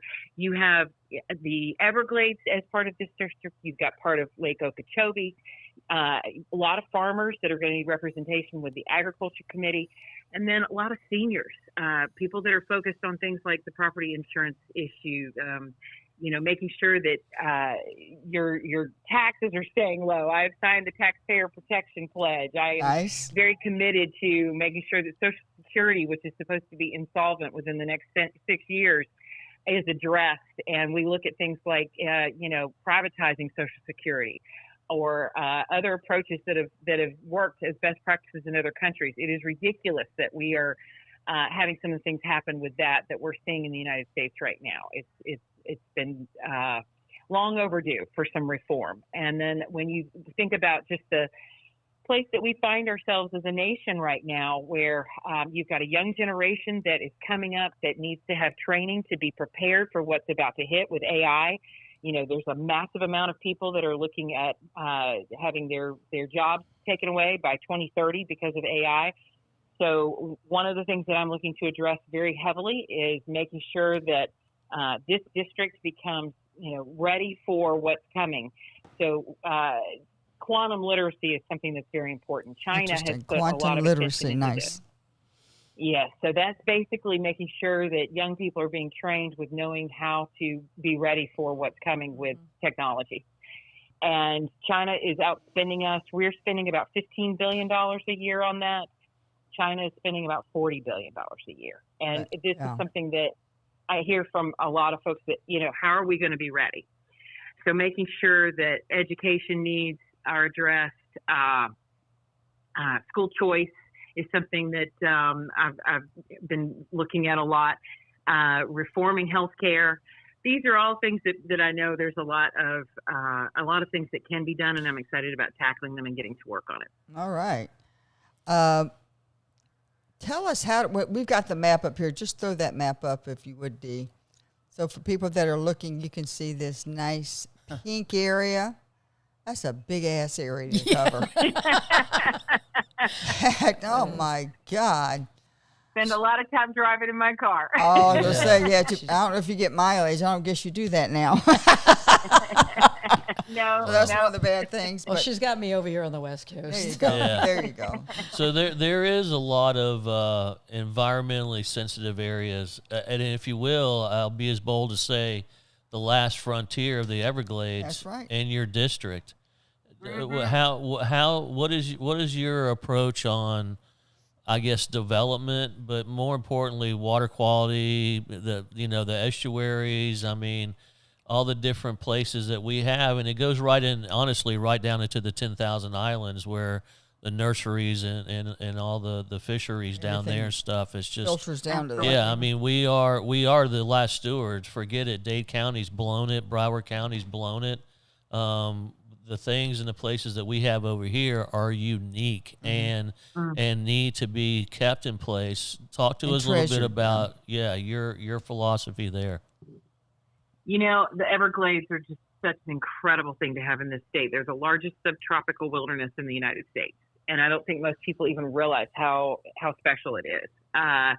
Water quality, making sure that the Everglades is protected, making sure that the aquifers are protected. That's something that I care about. I understand that there needs to be a balance. We have business that needs to come into the area in certain places, but that sensitivity to what is already there needs to be kept at a high level. And, I have taken a look at the water issues facing Florida. They're saying that in the future, wars will be fought over water. And we are so blessed to have that as such a natural resource. It must be protected. I understand that there's a lot of concern about data centers coming in, about the water usage. I was just at a meeting last night in Wellington where they were talking about the defeat of Project Tango. That has now been stopped for now because of the concerns around that. That's something that needs to continue to be looked at because obviously data centers and the future of building things is going to happen in different places, but it needs to be done in a way that is very sensitive to communities, and that's something I'll fight to protect. Now, I hear there's a lot of the China propaganda bots putting out stuff about the data centers to rile people up in America so they won't want them, so too. China, gets to keep its leg up. So you've heard that too? I have heard that too. The United States has more data centers than any country in the world, and I'm sure that China would very much like to, keep us from being the leader in that, because when you control the future technology, you can have a large role in shaping things. So we need to be focused on what is going to continue to allow for the United States to be a leader in national security areas like that. So, and we need the facts. I really need the facts on the the electricity. How much do they use, and can they build their own plant and then send part of it back to, say, FP&L? Use a bad word, PUI. And then the water. I can't find the facts on it, and I'm sure there must be someplace.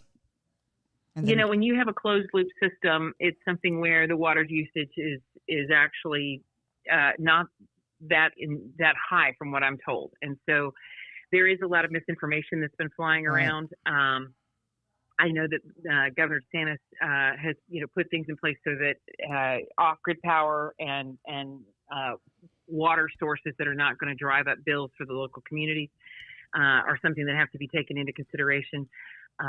Things like SMRs, small modular reactors, can be looked at as ways to power these types of centers going forward. So, the technology is evolving so fast. I know in places like West Virginia, they're putting data centers into old abandoned coal mines, and those maintain a much cooler temperature. Oh, yeah. So, it may be that Florida is not the best place to build too many of these because it's such a warmer climate.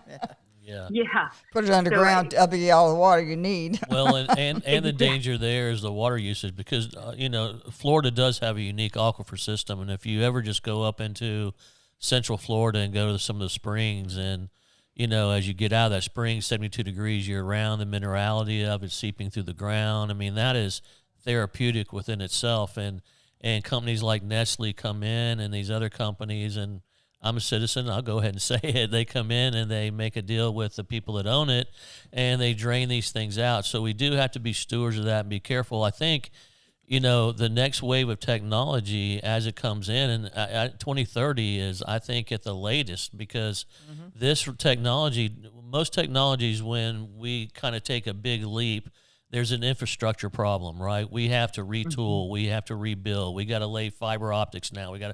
This doesn't require that. This is already kind of there. So the data centers are kind of the last kind of frontier to build out that technology.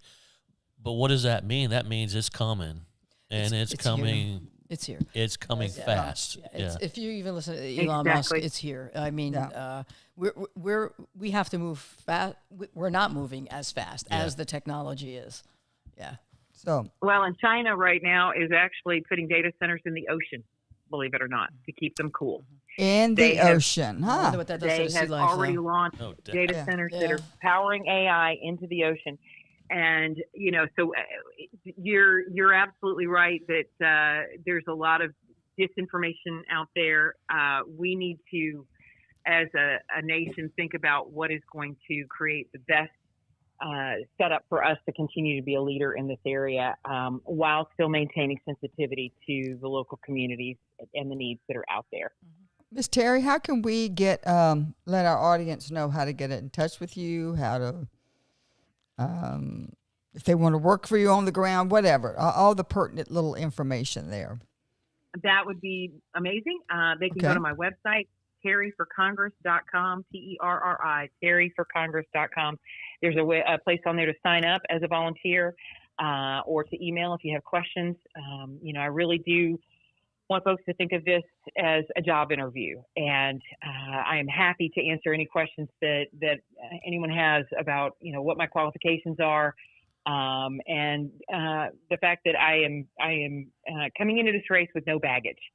I think that that is something we definitely need to think about as we look at moving out of the primary and into the general, and I'm in a position where I can hit the ground running. Okay, Miss Terry, it's been a wonderful pleasure chatting with you. You're just you're a little dynamo, just like Michelle over here. And so I'm sure we'll be hearing about you more. So this thing is 18/7. This 20. It's like 4 weeks away. Yeah, Well, it's the here. The ballots August are out. 18th. And that early voting I would starts humbly soon. like to ask for everyone's vote. Please vote for me for District 22 for Congress on August 18th. Thank you so much for taking time to join us. Thanks, Terry. I'll talk to Thank you you. later. Yeah. All right, take Bye-bye. care. Wow. Bye-bye. Yeah, she is good. Nice. She's solid. Yeah, solid. Nice. There we go. She's solid. That's And, solid. I'm pretty careful as to who I pick. I really am. I mean, Lois knows that. I do my homework, and I look at it as objectively as I can, and who is going to be the best candidate. We have some talent out there. We really do. Yeah. But I'm looking at everything, not only just now, but even as the nominee going forward in a district that's vulnerable. Okay. All right. It Thank is you a so crazy much, darling. district. Thank you so much. Thank you for doing this. We are going to bring up our next guest, Our next victim. Luis. Thanks. That was good. Thank That was you. a nice interview, and thank you, Dee, for being able to create this nice little system where it comes through the microphones, and we don't get carpal tunnel from trying to hold the thing up to the to the microphone. Well, we go from high school to professional, looking like we're like we know what we're doing. We do know, yeah. Like y'all know, I just stand up here and talk. I don't do any of that stuff. That's all I do. I don't. I got buttons. You got buttons. I push buttons. Where's the one that was sounding sad? You put your finger on it. That one. This one. No, the one below it. That one. That's supposed to be a. And sort of drains down. We have our next guest to join us. Beautiful. Luis and Olessia are founders and owners of Oasis Studio, a modern beauty and wellness studio in downtown Fort Myers. Wow. They're passionate about entrepreneurship, community, and they created Oasis Studio to provide beauty and wellness professionals with a place to grow their business while offering high-quality clients a variety of high-quality services under one roof. Well, welcome. Thank you for having us. Oh, we're so glad to have here. you. Absolutely. Nice to meet you both. So tell me, as I read this, you have a studio? Yes, ma'am. And other beauty professionals can come in to use your studio, or they rent a place. Tell me how that works. Yeah, so we got a space downtown Fort Myers, and we're right on First Street. Giant yellow building, pink flamingo. You can't miss us. Yeah. That's the charm of the building. So we rent out to other licensed beauty professionals. We have currently a hairstylist by the name of Shyla Isles. Her business name is Shyla Styles & Co. We also have a massage therapist that does anything massage therapy, cupping, aromatherapy, reflexology, I love everything. Oh. Yeah. Her name is Isabella Lucas. She goes, Instagram is bellasatva.love. We also have Allie with NTH Aesthetics. Allie does every body contouring. So anything to snatch you, snatch the waist up. Beauty and wellness. Like that, beauty and wellness. Absolutely. Yeah, beauty and wellness. Yeah, we also have barber room. We have barbers as well because to cater to the men, not only women, because everything is for women. Darn right. Come on, guys. Yeah, we had to throw it in there, and he was not letting that not slide. Yeah. Good. He actually, there's a accent wall where we walk in, and it's pink. So then he decided to paint the barber room all black. So there's a contrast there to kind of make it manly, if you will. Yeah, absolutely. And then our barber's name is Eric. He goes by Eric the Barber. Eric the Barber on Instagram as well. Sounds like a Viking. Eric the Barber. Yeah, looks at he's a big old beard and stuff like that. So he'll be starting Monday. So he'll be taking clients then. And then right now we do have 2 studios still available for lease. Specifically, we'd like a lash check if possible, permanent makeup artist, esthetician of sorts, still available for lease. And we have a soft opening on the August 1st from 12 p.m. to 4 p.m. Yeah. August 1st from 12 to 4. Yeah. And, we'd love if you guys stop by, free drinks, free food. We are doing a raffle in which whoever wins gets a free service of their choice, being hairstylings by Shyla or massage by Bella. Haircuts by Eric. There'll be 3 winners. Yes, so there'll be 3 winners. This is a relatively new endeavor. Yes, ma'am. Yes, ma'am. We're about 2 weeks in. 2 weeks, Oh, 2, 3 this weeks is in. great. I love when we get this new stuff. Yeah, to 2, help 3 promote weeks what you in. do. So yeah, it's been a journey just because we do have 9 to 5s, but completely different avenue for us both. But we just we frequent downtown Fort Myers, and we've seen like, hey, there's a little bit of this, a little bit of that, but we weren't seeing anything that kind of includes everything in one space. So it makes it easy when men and women, spouses, go in and say, hey, well, women don't like going to barbershops. So insert, hey, we're going to make it a place where both men and women can go together. And it's not just like, oh, you're going to take 2 hours getting your nails done, getting your lashes done, whatever case may be. Let's incorporate the barber. So that's how we ended up kind of coming up with the idea of meshing the two, because we don't see barbershops and anything women-related kind of mesh, because it's either women don't want to go into barbershops or men don't want to go into a women space environment. So kind of. So you own the building? Yeah. Correct. Yeah. Yes. So you bought the building and had this vision for that building. Yeah. Correct. That freaking is awesome. Yeah. So, That's really So how did this idea come about? Because, man, it's unique. Yeah. I'm not sure. I'm as I'm hearing you describe it and talk about it, I can't think of another one-stop shop. Yeah. Yeah, we do. We've come across other suites that have just beauty techs and stuff, Right. but the twist is, I guess, the barbershop. Yeah. Because it's not, like I said, they don't like to mix the two.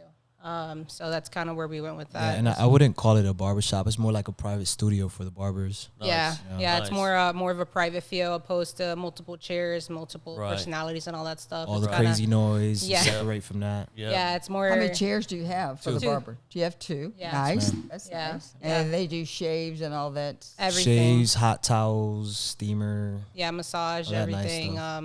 facials, etc. So Yeah, I've seen a couple just in magazines for because my husband has no hair. I can basically cut his. And every now and then he'll say, "I think it's time I see a real barber," and then we take him up to that. yeah, But barbershops are like really kind of like funky. I mean, they're swinging They a miss. can I be- think yeah. it all comes seen down s- to location, but we have seen when we first started, the idea was to do a barber shop. And then we actually went with a realtor at the time to kind of look at other places that were previously barbershops, and we noticed that they went out of business. It's something that you either good at it or you're not, and it doesn't matter if you're good at it. It's kind of just the environment that you're in. So Yeah. then we pivoted to, okay, let's add that and then mix it too. As far as the idea coming from it, I mean, this is not really new to me. I have other businesses. He has just a willing and to learn and grow. So he's very ambitious naturally. And then I'm kind of just right there with him and saying, let's do it. And if all else fails, at least we tried.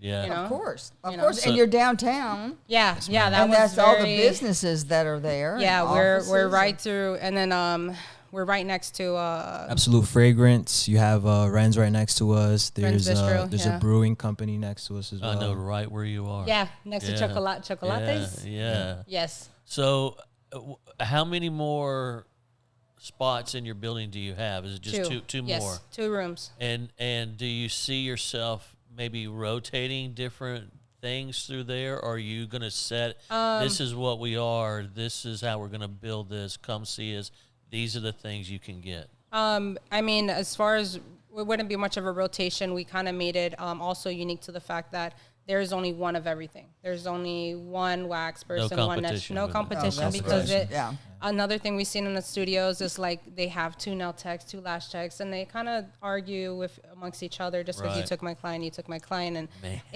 at the end of the day, it's competition, and if you're good, you're good. Yeah. You know, it doesn't matter. Yeah. You can be 1 in a million if you're good at it and you have great customer service or Right. great retention, whatever the case may be, they're going to come back to you. So we decided not to have that because it just makes it, it just brings conflict when there It's- doesn't need to be. Oh yeah, no. I mean, probably I would think part of your culture and the part of the haven of being there is that you don't want that. Yeah. No stress. Yeah, no Correct, stress. That's the correct. point. So we No created an stress. environment where you walk in and it's just like leave the noise outside, especially downtown. So it's, you walk in and then everything nice, clean, neutral, calm. And like I said, we have one of everything. Nobody steps over anybody's toes. And Check your ego at the door. Yes. just- Yes, leave it at the door. We'll have hooks for you to just kind of hang it up hang there it and up leave it there. Pick it up when you leave. But that's would be for the first one because we are in the works of expanding to our second location. It's just a matter of where. I wanted to go to downtown Naples, but he's wanting to do downtown Cape. So right now, Downtown in Cape? Oh, yeah, you want to do downtown another Cape one than Coral. Cape? Oh, Correct. gotcha. Yeah, Well, yeah. I might want to check that rent difference. Yeah, Yes, sir. yeah, that's a factor in. But Cut down on her Christmas presents. yeah, and her brothers. Well, the city of Naples is not just the rent difference. The price for the same permit you get in Cape Coral is 3 times. Yeah, It's but Cape Coral is also expensive. I guess at the end of the day, if you're good with your finances, you're good with your finances. So That's before we jumped into Oasis Studios, it wasn't something that we just said, hey, we're going to do it. There was careful, thoughtful planning. We started back in January, end of January, beginning of February, and kind of just started spotting it around. And then we started looking with a realtor, a friend of ours, and just kind of got a feel for it and see what was going on, what was not. Fortunately, like I said, we are two working individuals and had enough put away, if you will, to be able to dump a certain amount of money into that. And so far, it's worked out. Invest. Invest in yourself. Invest in your future. Invest. Yeah. So invest. But yeah. So as far as rotating, we wouldn't have to because we intend on expanding very soon. And then we didn't touch some things like permanent makeup artists and stuff like that, or just private tattoo artists. So it's like the next Oasis Studios 2.0, if you will. Next location will have everything we don't include in the first one. Did you say criminal makeup artist? No, permanent. Oh. Well, permanent. I thought I was learning some criminal makeup artist. Permanent makeup artist. You know, like the lip and the eyebrows. I have my eyebrows tattooed. It just makes it easier to wake up in the morning. I know. I've got to get mine done. And well, hopefully, I mean, we're in talks with somebody, and hopefully she does offer that service. So if that's the case, then I will be like, hey. Yeah. Hey, here we go. Yeah, I'm due for that. I once had the lips, and then I had the eyebrows and the liner. Yeah. And then after a while, it's like you have to get the touch up. You have to. This is consistency, and that's one of the reasons why we also wanted to do Oasis Studios, because we knew that this was just something that if you're consistent about it, it's not going to fail. Yeah. Yeah, but see, that's your vision you had for that, right? Yeah. So there's your entrepreneurship right there coming through, Right. and just the way you're talking about it, as a matter of fact, about it as. People are terrified to take those kinds of risks. We were scared. We're still scared. It's kind of a you're trained to be in this matrix, right? Yeah. All through school, you're trained to sit down, be quiet for 8 hours. So we know you can do that. Now learn, regurgitate, learn. Right, so you go out and you be a worker, right? Yeah. So when you're taking a risk and you jump out of that matrix comfort, nobody's signing your paycheck, nobody's doing. Yeah. Now you still have your 9-to-5s. But you're taking a risk, right? Yeah. You work hard for that money, and I know that feeling, when nobody gives you anything and you're clawing your way and you get that nugget and you go, okay. Yeah. Now are we going to there's a lot of sacrifices. I mean, social life went out the door. Oh, yeah. It was was like kind of like, hey, we got to. Friends drop off. Oh, yeah, for sure. It's wild. Yeah, you definitely lose a lot, but you gain a lot more. Yeah. So, we're okay with losing as long as, it kind of the outcome is where we're at. We've gained a lot. And how wonderful for your children to see you go through this and how they talk about it. And they don't really care. Well, they think we're rich, so we have to. They don't want for nothing, neither of them, and they think Starbucks for breakfast. Starbucks for breakfast. Starbucks. Oh, hey, if you're doing Starbucks for breakfast, you are living large. So that's expensive. I did that for about a week. I thought, wait a minute. Yeah. I could just take that money and just buy a bunch of coffee at home and make it and drive. Yeah, but no, I mean, at the end of the day, it's scary. Like we wake up scared every day, but I mean that kind of we are able to decipher, like, is it gonna cause fear? Is it gonna cause ambition? Is it gonna cause us motivation? And I think we choose motivation and ambition over anything. Yeah, well, fear is something you create within yourself. Right. Yeah. It's not real. You know what I mean? Yeah. False evidence appearing real. Yeah, it's what you're doing to yourself, and when you're able to realize that and break out of that kind of that cycle of thinking where you're coming from a place of scarcity and hesitation and stuff like that. What When you're able to get rid of that. Yeah. That's not the talk you need. It's going to when this happens, while this is happening, once this happens. Yeah. It's those types of things, and you really speak yourself through the learning curve. Yeah, we've had to do that. I was a person that, he's helped me out, just speak life, because you are your own enemy. Yep. So, throughout this whole process. Did you say speak life? You are your own enemy. So you're your own, okay. Yeah. So, if you wake up, like you said, and hey, I'm this and I'm that, and you're just negative about it, you're not going to get very far. So I had to, that was me. I had to do a lot of self-reflection and say, hey, we're going to speak life. We're not going to, Beautiful. You're not going to be hard on yourself. The world is already such a hard thing to deal with on a daily basis. And, I had to dig deep, and he helped me out, and we helped out each other. to be able to, get over those thoughts, because if you don't get over them, you're going to succumb to them. So very nice. Yeah. Self-talk. People don't realize self-talk is not just some guru-y kind of thing. Yeah. It's been around since Marcus Aurelius. So that really is key. So, but we look, have look to. what the business has done for you guys. Yeah. Because business is a business. Yeah. It's a business.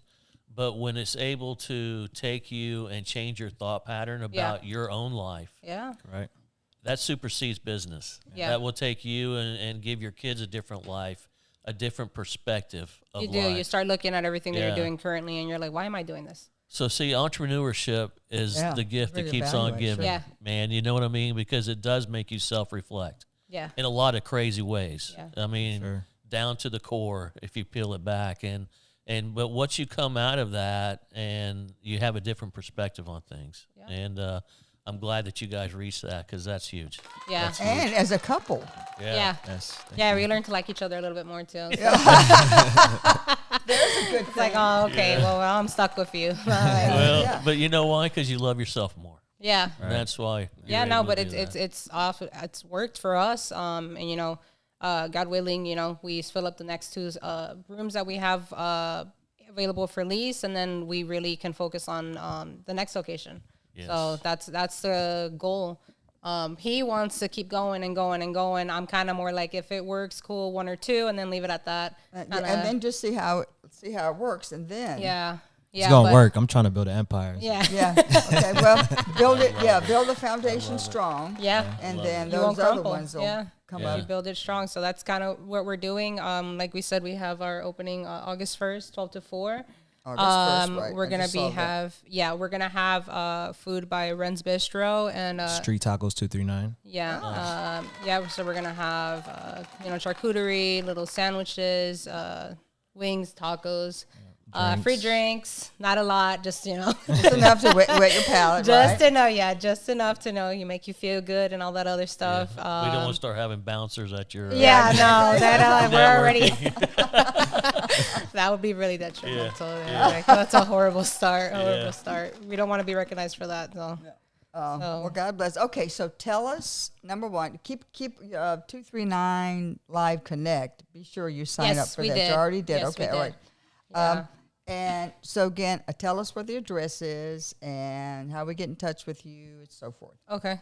So the address is 2164 West 1st Street, Unit A, downtown Fort Myers. Can't miss us. Yellow building, giant Can't miss pink it. You know flamingo. where it is. And a lot of people have said, wait, are you going to move that? No. We're not moving it, because you know what? We're the only ones with it. Yeah. So if it makes us stand out, whether you like it or not, you notice us. Yeah, exactly. You know what I mean? You like it, you notice us. You don't like you do like it, you notice us. So it's a win-win. There's no bad publicity behind the flamingo. So 100%. It's staying. And then our Instagram handle is Oasis Studios downtown. _ Oasis Studios _ downtown. Downtown. Okay. Yeah. So that's same handle for Facebook, Instagram, TikTok. If you want to inquire, we do on our page. We do also promote Shyla, which is the hairstylist again. Massages by Isabella. Allie's the body contouring. NTH Aesthetics is Allie's. So you can go to our page and you can either inquire for services through there, or you'll find their pages on there and then go through there. Yeah, but So is the building open like just traditional business hours, or each one of those people, if I'm working and I'm downtown and man, I need to get a massage, can I go at 7:00 and meet her? And so right now we're currently doing appointments only. Yeah. But when we get to where we can take in walk-in clients, we'll get to that point. Gotcha. Just to allow them to kind of get in. Bella's rather new. This is her first in studio space. So right. She's been doing it for a while now, and has a very good clientele right now. So it's only up for her. Yeah, she started mobile. Yeah. She started mobile, and then we went from there. But she should be taking appointments only. Generally, appointments only for now. Yeah. Once everybody gets a steady groove, because we did just open like 2-3 weeks ago. Right. You just then we'll do that. But Shyla is kind of there every single day. She's very busy, so it's a great location. Nice. So everybody that we have in there thus far, melts in together, and it works. It works. It's a really nice environment to work in. And you see them build their own clientele. Yeah. With stuff like Yeah. crazy, right? She's Shyla's. I mean, she's one of the ones that we see that she's there every day. Yep. We're like, okay, you're getting your mon's worth.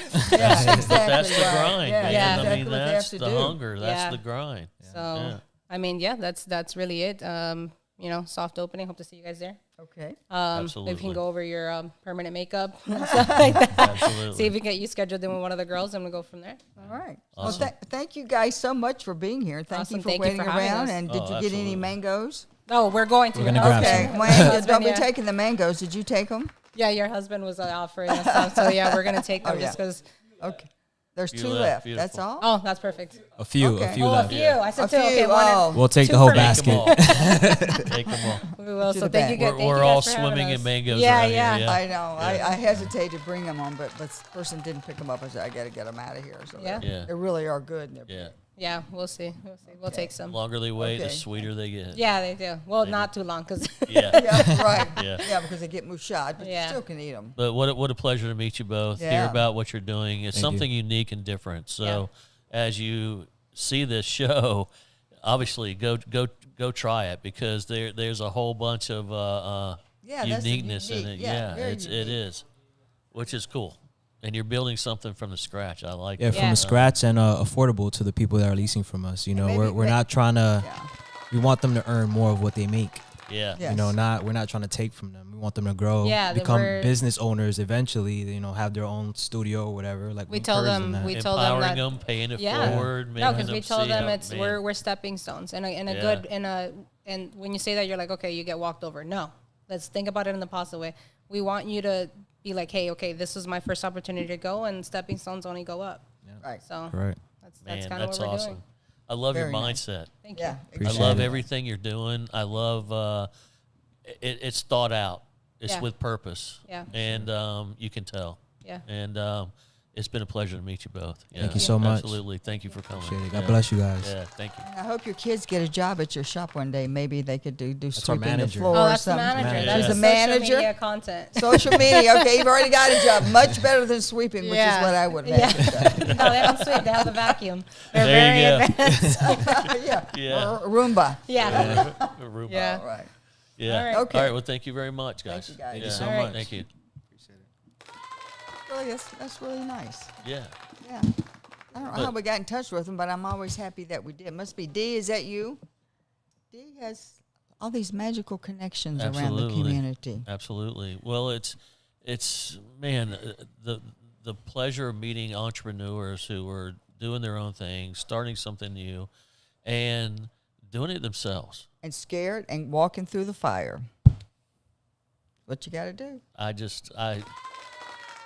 It amazes me every time. I'm in awe of people like that Yeah. do it, and Especially I a love couple. it. I'm sorry. But that's It is, man. I mean, it is something to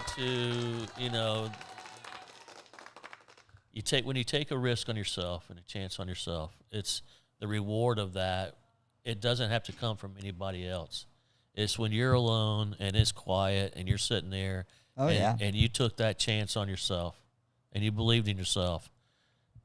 Nobody needs to say anything to you. Oh. I mean, that's satisfaction in and of that itself is right there. that's knowing that I did the best I could do, and I took a risk, and it's paying off, or I failed and I learned, and Yeah. now I'm taking my next risk. You There know you what I mean? But either way, it's all good. It's all well, it's good. like with Kevin here, and he bought into this. I mean, Yeah. that Yeah. wasn't his. He's a builder. He builds. He's a exactly. builder. Next thing you know, we're pointing cameras at people. I know, you point cameras, it's interviewing, running around, Yeah. getting B-roll, and Yeah. all that other good stuff. 100%. Yeah, love to be around it. 100%. Okay, let's one more time. Let's put up the open house. Open house flyer for Open us. house Beautiful. flyer and QR code at the bottom.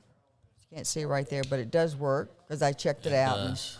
filled in my name and stuff. I don't know if you guys Beautiful. got it. So open house, August 7th, 6 to 9. Yep. And you don't have to stay for the whole time. Just come in and drop in, say hey, check it out, and then you can leave, and that's pretty cool too. Yeah, we it's just us showcasing our studio. We got some live music. We'll have some beverages of choice, your choice, whatever you would like to painting. do. Live art, absolutely. So it's just going to be a cool vibe. Music, I was just going to say that was the word vibe. It's yeah, gonna be a cool and vibe. a great way to present what we're doing at the studio, and especially if you're a small business owner or someone in town, come by, check out what we do, because there's a lot of opportunity here for you to lay some good rolls down and get some good stuff for your social media as well. Right. Because that's what we excel at. All right. Other than our lovely show, Lois. Oh, yeah. Yeah, we just have, I'm telling you, it's TMF all the way, darling. It is. Too much fun. Tonight, 6 o'clock, Playbook Live, 239. And I don't know if you've ever listened to these guys, but they're actually pretty funny. Yeah, have you? Yeah, I just get a kick out of them. They'll say stuff because they're like guys talking about sports with other guys. And I actually spent a day with them at the canoe races, which was cool. Yeah. Yeah. They're a hoot. And let's see, what else is going on exciting this weekend? I'm sure there are lots of good things. A lot of people get caught up with stuff that they couldn't do during season, Yeah.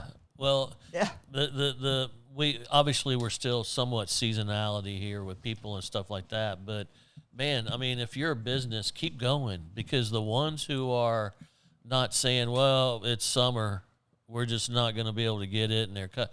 The ones that are still programming programs, the ones that are still doing, the ones that are still having live music and all that, they're packed. Yeah. There's just a lot of stuff There's just going a lot on. of stuff. There is. Everything from retro game night at the Naples Depot, and that's open tonight at 5. I didn't put the flyer up, but just get on, nothing else on Facebook on events, and it tells you everything. Yeah. That's going on, and I should have put some of those up. And if nothing, just drive up to a Bonita and park and head to Rooftop, Sugar Shack. Yeah. The other ones. I mean, Rooftop. I have a coupon for there. Not a coupon, a gift certificate. So we're going to start doing. We're going to actually start doing some events there. They're upgrade. They're 3 years in, and they're about to upgrade everything right now. Is this at what, Rooftop? Yeah. Oh, cool building it, and it's the only one that has an upstairs rooftop thing, actual bar and stuff, and I think they're taking the tables out, putting a bar along Old 41 there. How near is that to Sugar Shack? Right across. Right across. That's where it is. So you got them. You got the new park that they'll be kind of putting together, and Rooftop. I mean, the two of them are positioned perfectly. But gonna have to check that out. Where are you going to? Because we're gonna be definitely doing stuff there. Oh yeah, I definitely want to be doing some stuff with them, and I'm gonna go up and check it. Like I said, 'cause I have a gift certificate. Cash that baby in. Cash it in. I don't know what it is. Probably $20. That's okay though. $20. $20 is $20, and that's all that matters. Yeah. At this point, it buys you one drink, depending on where you go. I was looking to say I didn't see anything from VFW, so I guess there's a place on Fifth Avenue. A buddy of mine bartends, and I finally went in to see him, and I was like, hey man, I just want a margarita. Okay, cool. And talked to him a little while, and I was like, all right, cash me out. And the other person was like, oh, here's your bill. And it was like $25. And I'm like, no, I just had one margarita. She's like, yeah. That's what it cost? And I was like, oh. And I looked at my friend. He's like, I'm like, well, one and done, my brother. One and done. One and done. Yeah. That's a lot. That's a lot. It's too much. Yeah. Yeah. It's like when I always tell people they're like, man, we had this best fish, and they dined somewhere on Fifth Avenue. And I was like, yeah, and it was a $60 piece of fish. Wasn't it? I was like, yeah. I was like, listen, everybody gets the same fish off the same truck. What you pay for was rent. Yeah.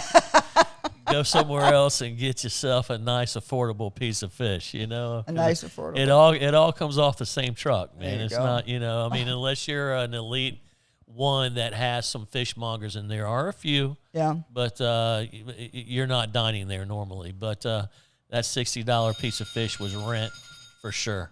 And that must be That's our our bell time. We're for the done. show. Is that what the big finish thing is there? Ladies and gentlemen, We're thank done. you for joining us. We look forward to seeing you on Tuesday, the morning show with Miss Kristen. And Absolutely. thank you, Jimbo. Great you, show. Lois, Thank you, as Sister always. D.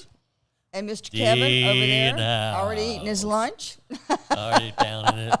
All right. Have a great weekend. We will see you on Tuesday. See you next week. Come to our open house, August 7th. That's right. Be there or be square.